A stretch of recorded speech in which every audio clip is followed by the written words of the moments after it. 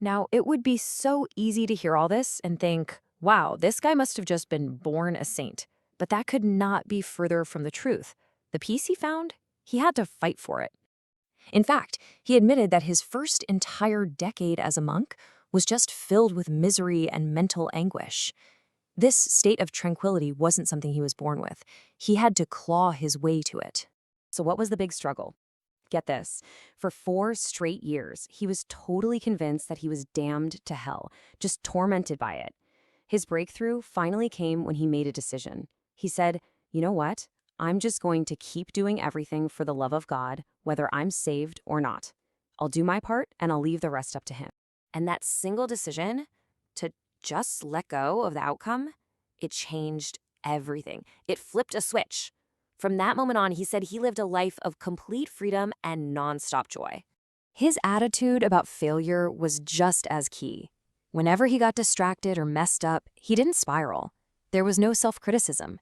He'd just calmly acknowledge it, gently turn his mind back to God, and carry on like nothing happened. No guilt, no drama, just a simple course correction. So when you boil it all down, what's the big lesson we can take from this 17th century cook? Well, it all comes down to one fundamental shift in how you see things. This one quote pretty much sums up his entire philosophy. He's saying that becoming a better, more spiritual person isn't about changing what you do. It's about changing the reason you do it.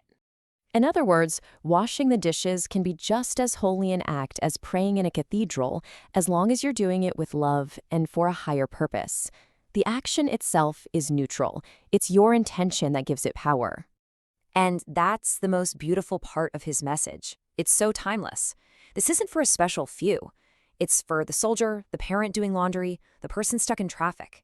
It's a way of living that's available to literally anyone, anywhere, at any time. So that leaves us with one final thought to chew on. What's that one common, everyday task in your life? You know, your commute, answering emails, making coffee.